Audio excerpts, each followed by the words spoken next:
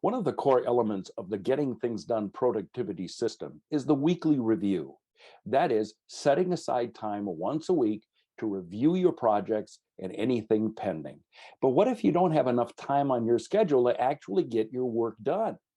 I'm Dave Edwards. One of my viewers wondered about budgeting your time. So I asked David Allen, the author of Getting Things Done, about how far we should go to set aside work time. So I have one more question here. This person says, what does David think about planning your week?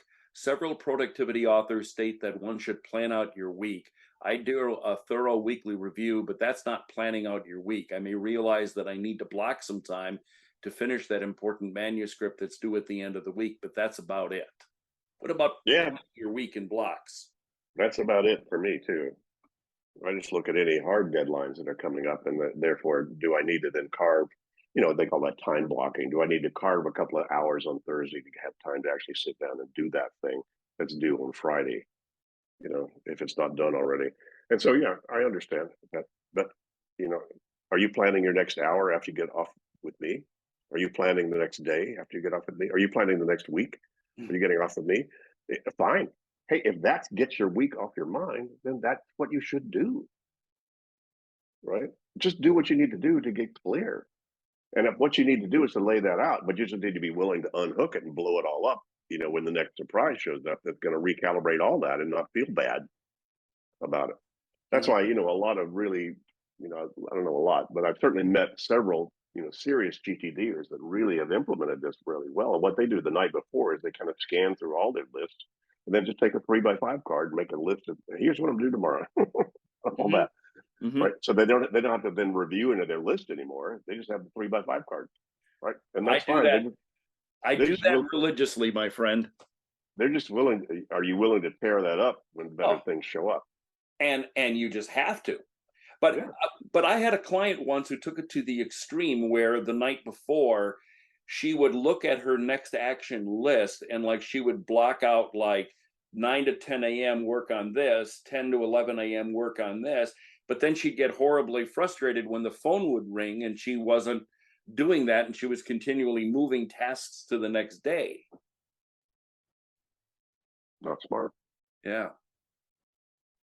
Because you can overschedule your calendar. And this goes back to your principles of what is a calendar for.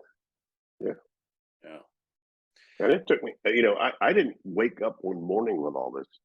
Somebody asked me about this, and I didn't wake up. I was just writing. I was just sort of repurposing an essay I wrote years ago. I just put it on video about mental ecology. People look at my system, they look at my list, they say, God, that's so much work. Gee, don't you have better things to think about? And none of that. If you just sat down one time arbitrarily and just set all your systems up and all your lists, that's probably more than you need to think about. That's a lot. But these took years. It took me, I don't know how long for me to realize the calendar was not to hold things other than what I had to do that day or what I had to know about that day. Mm-hmm. Right?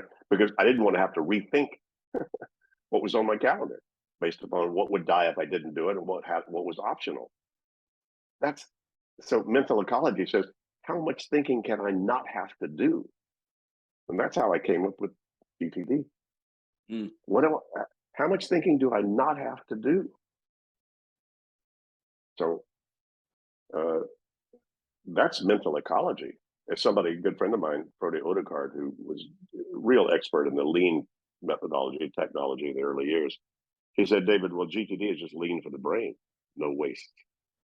Why have to rethink something if you don't need to? And the only reason to rethink it is because there's different things that are meant usually at what you're looking at. David Allen is the author of Getting Things Done. I discuss productivity with David on a regular basis. If you don't want to miss any segments, please subscribe below. And if you have questions for David, post them below or email me at daveedwards@outlook.com.